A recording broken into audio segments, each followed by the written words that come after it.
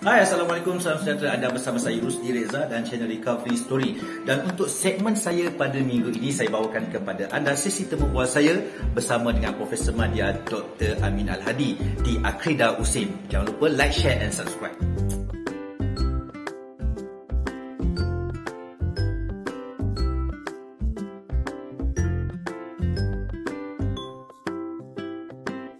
Assalamualaikum warahmatullahi wabarakatuh. So, nama saya Profesor Madya Dr. Amin Al-Hadi bin Syafi'i. So, saya sebagai ketua koordinator ataupun ketua unit kepada Akreda ataupun Asian Center for Drug Research Center ni. Kami bertempat di Universiti Sains Malaysia Nilai Negeri Sembilan. Dan kita punya function bukan sahaja kalau katalah ikutkan menerbit buku dan sebagainya, but kita also membantu dari segi R&D. Yang paling mudah saya nak cakap, R&D kepada ilmu penyalahgunaan dadah ni. So R&D ni is not only kita buat research, lepas tu siap kita simpan kat library, tetapi kita akan sebarkan dekat jurnal untuk saintis di luar sana, tak kira saintis yang duduk makmal atau saintis sosial macam saya yang keluar kepada masyarakat. Dan kita akan keluarkan all the training kepada masyarakat, kita akan keluar kepada belia pasal dadah, dan kemungkinan satu hari nanti kita akan keluar untuk kanak-kanak pula. Tetapi semua tu perlukan research, perlukan ada dana dan sebagainya. Jadi kita di sini bukan sahaja membimbing pegawai-pegawai daripada pihak kerajaan untuk melalui training dan sebagainya, tetapi kami juga berperanan untuk membimbing NGO di luar, belia-belia di luar tentang penyalahgunaan dadah. Jadi ilmu tu kita sebarkan. Jadi kalau usually orang tanya apa peranan universiti ni tentang penyalahgunaan dadah dan sebagainya, this question dia dah tanya back in 2010. Dan mantan Menteri Pengajian Tinggi pada waktu tu disoal oleh Perdana Menteri. Jadi mantan pengajian tinggi pada masa tu ialah Tan Sri Datuk Dr. Syafi'i Saleh. Dia menyatakan bahawa Kementerian Pengajian Tinggi dia akan ambil langkah dengan menubuhkan program sepada. Okay, back in the early 2000s, 2005 itu. Tapi bila keadaan adanya program tu dan adanya pelatih-pelatih ataupun pelajar-pelajar mahasiswa master dan diploma pada waktu daripada KDN dan semua agensi yang terlibat tu, dapatnya ilham daripada Datuk Halim, Datuk Mizan untuk menubuhkan Akreda sebagai pusat untuk menyedik penyalahgunaan dadah yang memang khusus kepada peringkat sains sosial. Sebab kita lihat bahawa masalah ni masalah sosial. Tetapi kalau kata dari segi medical pula, kita ada UMKAS, kita ada yang Uniza, Ceria dan sebagainya yang lebih pada medical field untuk penyalahgunaan dadah. Jadi kita ni lebih pada masyarakat, bagaimana masyarakat menjalan atau berfungsi dalam isu penyalahgunaan dadah ni. Jadi ini bukannya satu benda yang kita dapat automatic nak buat benda ni, tetapi ia merupakan satu ilham daripada top down. And top down punya ilham. And ia merupakan satu langkah yang orang cakap perlu diadakan training, universiti, sumber atau gudang ilmu ni kepada pegawai-pegawai kerajaan dalam membantu mereka yang ingin memulih daripada masalah penyalahgunaan dadah ni, dan kepada NGO di luar dan masyarakat secara umumnya. Kita berbalik kepada trend pattern penagihan kat Malaysia sekarang pada zaman era pandemik ni. So kalau kata era endemik ya. So kita melangkah ke era endemik, tetapi kita in the same time ada orang cakap isu belum lagi isytihar endemik. Kita dalam keadaan berjaga-jaga. Dan kalau kita lihat the trend based on statistik AADK, bilangan tu menurun. Tetapi bilangan tu menurun, kita tak boleh nak bersenang lenang. Kita rasa macam ada dah berjaya. Tetapi kita kena lihat juga isu dia, kemungkinan isu tangkapan tu kurang ke, orang enroll ke pusat serenti kurang ke, kita kena tengok that perspektif. And also kita bukan sahaja lihat statistik tu dari pihak AEDK, tetapi kita kena lihat dari perspektif peringkat penjara oleh PDRM dan sebagainya. Yang apa-apa yang berlaku pun, kalau kita lihat trend dadah, kita boleh kata bagaimana nak bendung dadah ni sama macam kita nak bendung COVID-19, iaitu kita jaga kita. Sama juga benda ni saya pernah nyatakan, dan ada ketua-ketua NGO yang dah pick up saya punya quote saya ni, kita nak bendung dadah ni sama macam kita kena bendung COVID-19. Kita kena jaga sama kita. Hashtag kita jaga kita tu. Alright, sama je. And kalau katalah in terms of endemic ataupun everything, kita lihat bahawa innovation kepada orang yang menyebarkan dadah ni lagi laju. Jenis dadah tu pun lagi banyak. Kadang-kadang kita pun tak sure orang tu ambil ke tak. Dan dia punya tahap bahaya tu lagi teruk. Makin lama makin teruk, makin lama makin teruk.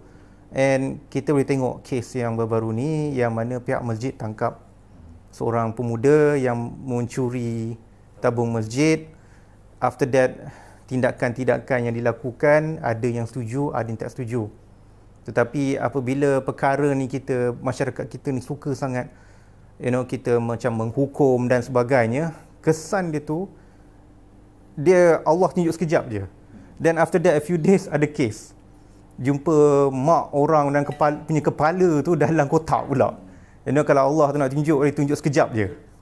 Jadi kalau pihak era endemik, pandemik ataupun before COVID, kan orang cakap before BC kan, before COVID, bukan before Christ, before COVID ni, kita punya awareness ataupun kita punya kesiapsiagaan untuk melawan ataupun membendung dadah ni atau merawat dadah ni, mencegah dadah ke apa ke, kena tetap konsisten. Dia tak boleh orang cakap, statistik dah turun, kita dah boleh happy. Tak boleh lay back. Benda kena konsisten, innovation tu kena laju sikit, awareness kena tinggi. Tak kira lah awareness among academician macam saya ke, among NGO tu, tapi the whole population Malaysia ni kena tahu kesan baik buruk kepada masalah dadah ni. Itu yang paling penting sekali. Sebab it's not something easy. Kemungkinan kita lawan dadah ni isu ni sampai akhirat nanti. Kita tak boleh nafikan kalau keadaan ni sekarang sini kan. Sebab it's all about business. Untuk mereka business. Macam kita ni dah lain dah. And orang cakap kalau nak berjuang dadah ni, it's not setahun dua ni kerja. You kena tekad, kalau dah berjuang tu is jihad. Jihad melawan penyalahgunaan dadah ialah satu jihad. It's something yang you kena bersungguh-sungguh, kena istiqamah. It's not something yang macam okay lah untuk setahun dua ni cukup KPI profesor, saya pun boleh tinggal benda ni, saya nak relax. Tak boleh kan? Tak boleh. Sebab benda ni satu jihad. Kalau katalah saya sekarang ni tak boleh keluarkan fatwa. Kan? Tapi macam cara kita nak berjuang tu macam kita berjihad. Kalau negara luar tu, kalau berperang dengan tentera asing tu boleh berpuluh-puluh tahun. Sebab semangat tu untuk negara dia, kita perlu ada semangat di situ. Tak nak sebut negara mana lah. Tetapi kita nak fokus negara kita ni secara keseluruhannya. Okey doktor, boleh tak doktor share macam mana kita nak ajar masyarakat what is actually faktor risiko yang kita nak bincangkan hari ini? Apa itu faktor risiko dalam penggunaan dadah pada keluarga?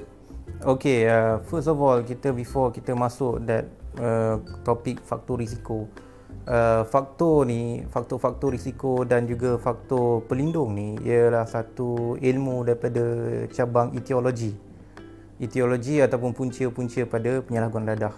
So among the topic dalam etiologi main subject tu, dia akan keluar cerita pasal faktor risiko dengan faktor pelindung. So usually kita ni akan tanya faktor risiko tu apa kan, sebab kita usually like to listen about negativity dulu. And kalau faktor risiko ni, kata kita lihat faktor yang menyebabkan atau memberi galakan kepada seseorang itu terlibat dalam penyalahgunaan dadah. And kalau kita tengok statistik yang dikeluarkan oleh pihak AEDK, majoriti menyatakan bahawa isu dia ialah peers Akad sebaya. Tapi kalau ada juga pandangan daripada pihak lain pula, okey, yang baru-baru ni dia menyatakan bahawa faktor dia ialah awareness, knowledge. Kalau semua orang awareness tu ada, dia punya kesan, golongan-golongan belia remaja ni yang nak akan terlibat, yang mempengaruhi antara satu sama lain, dapat dikurangkan. So kita ni bukan nak melawan mazhab mana-mana kan, kata ni salah, ni betul, ni salah, but kita embrace semua, dan kita kata memang betul antara faktor dia ialah repairs. Tapi ada faktor-faktor lain juga yang mungkin terlibat, antara faktor sosioekonomi, faktor lokasi kawasan perumahan, faktor komuniti itu sendiri. Adakah faktor komuniti itu dia membantu menyedarkan atau menegur antara satu sama lain. Faktor antaranya ialah faktor keagamaan pun ada juga memberi kesan. Adakah kita ni golongan macam yang pergi aktif dalam bidang-bidang agama ni, kita memulaukan mereka yang tidak terlibat dengan aktiviti agama, ataupun golongan yang tidak melibatkan diri dengan aktiviti agama tak nak cuba untuk join sekali aktiviti agama. Okey, itu pun antara faktor juga. Lepas tu kekeluargaan, kita tak boleh nafikan. That's why kalau kita di USIM ni, kita punya course subject counselling kita ni, first degree dia akan belajar general, macam apa yang disarankan oleh lembaga kaunselor.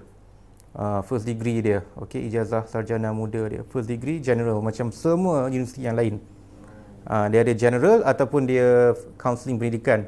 But in USIM dia akan keluar lagi, bila master tu dia ada fokus 2 subjek, drugs dengan family. Sebab kita lihat benda ni, orang cakap akan kait antara satu sama lain. Tu antara faktor juga. So among yang memberi saranan untuk buat that two elements menjadi fokus kepada master's program di sini ini ialah Profesor Emeritus Datuk Dr. Mizan Adiliah. Ada gambar dia. Dia punya idea dia kata kita fokus 2 ni je. Sebab as you know, kalau you talk about community, asas kepada community tu, asas paling kecil ialah family. Then you go to community, mungkin kampung. Then you go to daerah ke. Then daerah pergi ke negeri, dan on and on and on. So asas tu keluarga. Itu pun main peranan juga. And kalau katalah there's a lot of negativity yang berlaku dalam masyarakat, the negativity berlaku dalam family tu, ia memberi kesan untuk keterlibatan kepada penyalahgunaan dadah tu. Not only that, tetapi kepada jenayah ataupun perkara-perkara yang tidak normal yang lain lah. Bukan saja dadah. Or maybe perkara yang tak normal dan benda-benda yang tingkat laku tak normal tu ke arah dadah juga.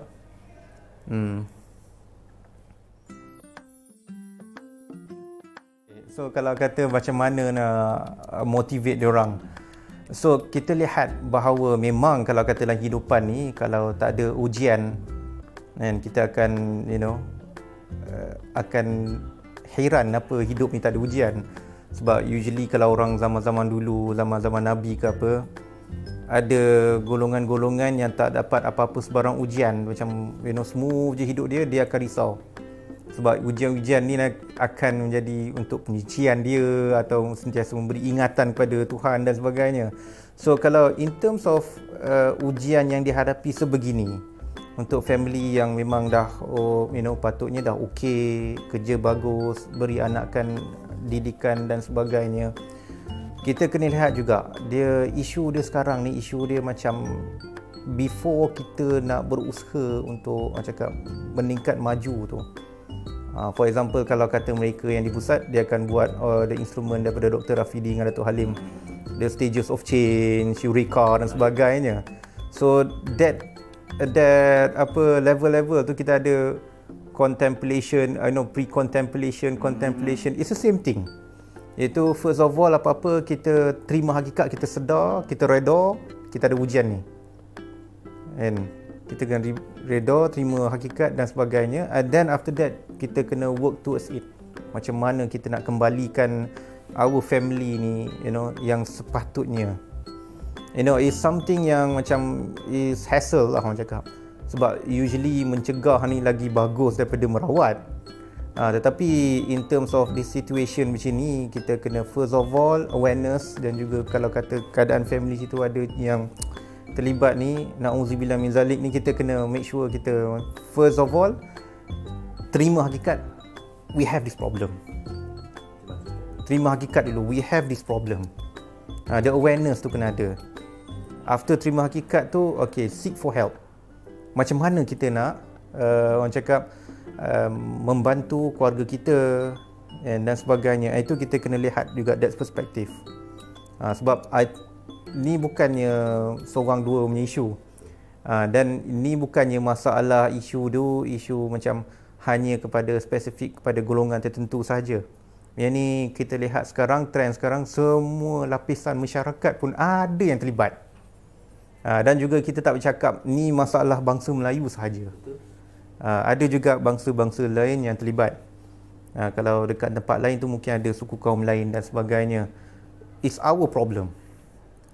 So kalau katalah ada yang macam dalam situation begini, kita first of all apa-apa pun terima hakikat. Okay, dan juga after that seek for help. And kalau katalah lagi bagus, that family tu unite, jadikan satu community dalam bagaimana nak develop the family punya cohesion tu balik, bagaimana nak develop balik the family punya tie tu balik, and dia boleh juga membantu antara satu family ke satu family yang lain. Sama macam kita kalau adalah after recovery tu, kita ada mungkin kita ada group kita, NGO kita atau group kita, ada NA ke AA ke, so we have that support group. The same thing untuk parents juga, dia pun kena ada macam a support group. Macam mana kita nak bantu satu sama lain, because this process of addiction ni dia a lifelong punya process, and it takes a lifelong, maksudnya lama lah dia punya pemulihan tu. So macam mana kita nak bantu satu sama lain tu, iaitu yang paling penting, we kena move in a group. Dia tak boleh ada yang cuba jadi champion.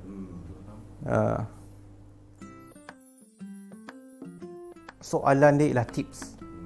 Kalau tips ni kita kena ingat satu lah, first of all, apa-apa pun perasaan putus asa, perasaan kecewa, rasa macam perasaan yang kata dah it's all over dan sebagainya tu, yang perkara that emotion tu is something yang orang cakap bukan negatif sebenarnya, but is part of the human emotion yang ada dalam diri.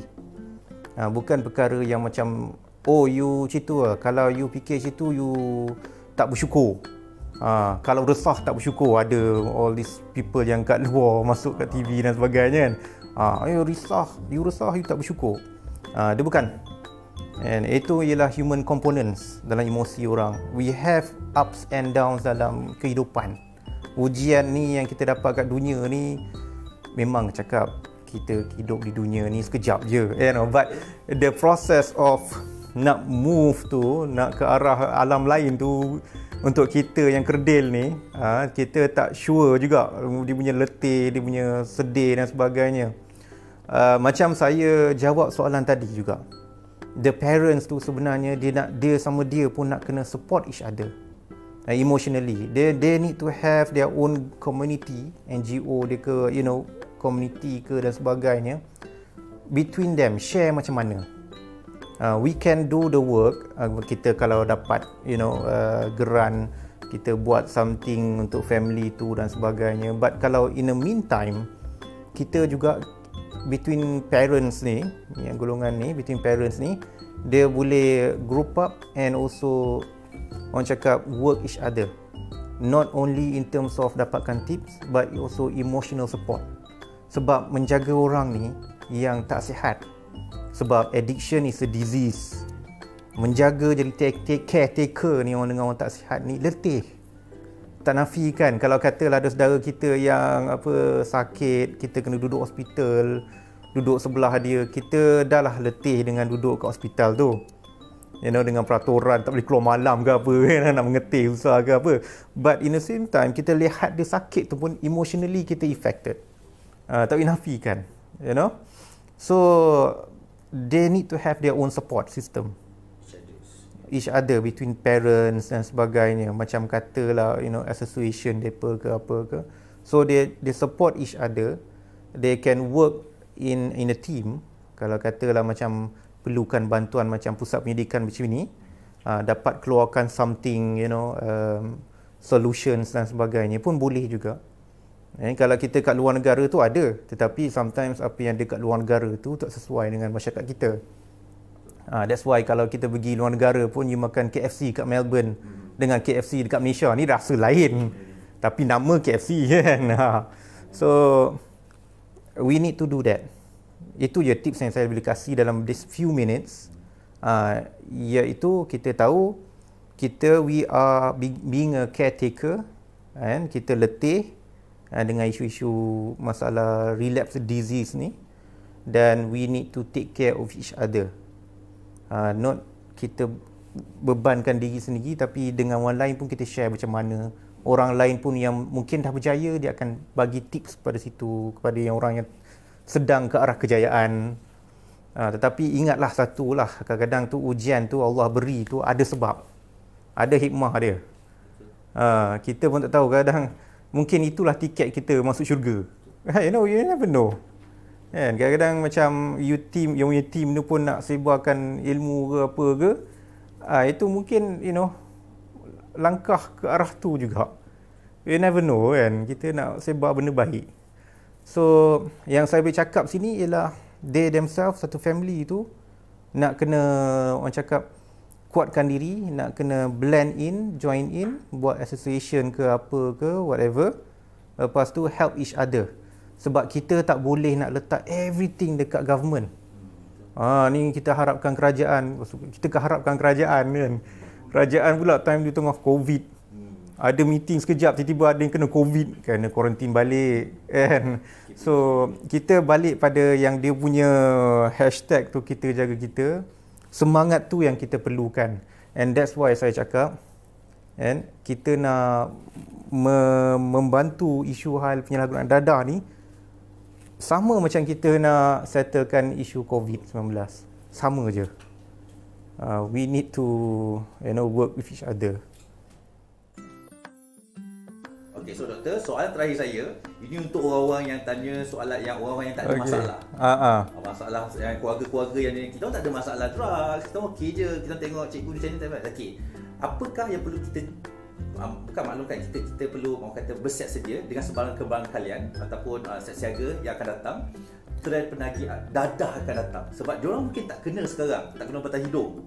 Kan, orang boleh cakap, alah korang okey lah, alah korang dah kena, kita tak kena. So apa yang akan berlaku for the next future tentang trend ni? Mungkin doktor boleh share kot dari segi akademik punya perspektif. Dia macam ni ya, kita balik pada asas. Macam saya lah, sometimes I work hard, I kena stay back kejap nak jaga student dan sebagainya. Even though I have children kat rumah, tapi dalam hati I dah orang cakap, telah diberi amanah, telah dinasihat oleh ibu saya sendiri. Dia punya nasihat kepada saya, Hadi, ingat kadang-kadang kalau kita fikir, memang betul lah masa kan banyak masa habis dekat tempat kerja kadang. Tapi ingat, kadang-kadang kalau kita jaga anak orang, Allah akan jaga anak-anak kita. Itu nasihat saya daripada ibu saya pada saya lah.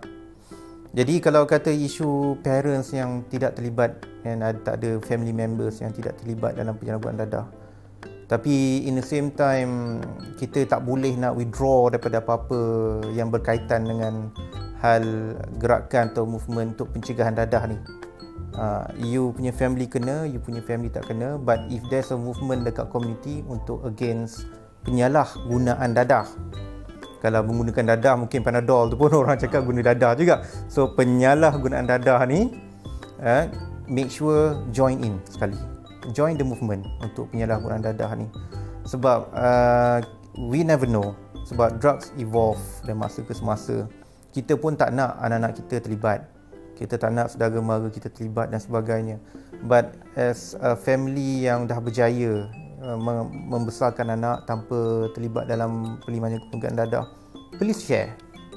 Please share your knowledge kepada mereka yang baru nak start family, kepada mereka yang dah ada family members yang terlibat dengan dadah.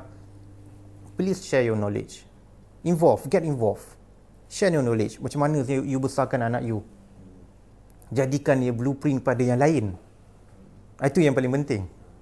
Usually kita tengok kan this teori-teori barat datangnya buku semua atau filem daripada barat, talking about how to take care of your family against drug dan sebagainya. We need an indigenous punya cara blend in, yang rasanya macam durian ke, rasa tempoyak ke, whatever you want to call it, Malaysian punya style. Itu yang penting. Itu yang penting. Kalau you tak involve, your family tak involved in drugs, your relatives tak involved, come to the front, join the movement. Okay, share your knowledge. Share your knowledge, kurangkan menghukum. Dia cakap, ni hukum kalau resah berdosa. Jangan. Resah, sedih, kecewa is all human punya komponen, emotional component. It's normal. Kalau resah tak bersyukur. We don't want that. We don't want that. Sebab keresahan dan sebagainya ada kaitannya dengan emosi. Ada kaitan dengan kesihatan mental. Tetapi kalau ke arah tu nanti dapatkan pertolongan yang terbetul, yang paling betul. So yang family yang tak terlibat, yang apa ke, yang selamat ke kan, join in. Share your experience. Macam mana nak nak membesarkan anak yang betul. Okay, kalau you social economic, you mungkin M40, macam mana kaedah membesarkan anak secara golongan M40, macam mana nak membesarkan anak secara B40, supaya ada that protective factor dalam keluarga tu. Itu yang kita nak. Kalau nak documentation, nak buat eksperimen, nak buat kajian tu, kami boleh tolong. Sebab here in masalah movement in untuk counter drug abuse ni, penyalahgunaan dadah ni, we have AEDK, we have KDN dan sebagainya. We have NGO like you guys kan. Okay, yang kami ni pula, kami tak boleh nak keluar all the time. Kita pun mengajar semua. So kalau kata you tengok cerita James Bond ni, kita ni kalau kategori macam antara watak dia Q. Yang buat all the experiment untuk guna oleh James Bond tu untuk bagi melengkapkan atau selesaikan misi dia. Tu kita punya bahagian kita. Itulah. So we are that scientist, social scientist, and kita ada juga scientist daripada medical, contoh Dr. Zeti dan sebagainya. That is our part. Yang part kepada mereka yang tak terlibat, family tak terlibat, family bahagia tu, come up, share the knowledge. Itu yang paling penting sekali. So, Alhamdulillah berakhir sudah aku punya sesi temu bual dengan Profesor Madya Dr. Amin Al-Hadi, pengarah Akrida USIM. Jadi, semoga perkongsian ini memberi manfaat dekat korang. Dan aku pun, dia macam ni, simple dia. Orang question aku macam, cikgu bukannya tahu sangat pun ni kan. So sekarang ni harap dengan perkongsian ini dapatlah orang kata memberi manfaat kat korang kan, sebab aku jumpa orang yang betul dan dapat menjawab soalan korang. Thanks to kepada my team Amin, bukan Profesor Amin pun tolong aku hari ni, thank you. Dan juga aku punya bos, dari Dunia Kabar Bos lah. Okay, so thank you guys, kita jumpa lagi minggu depan. Assalamualaikum.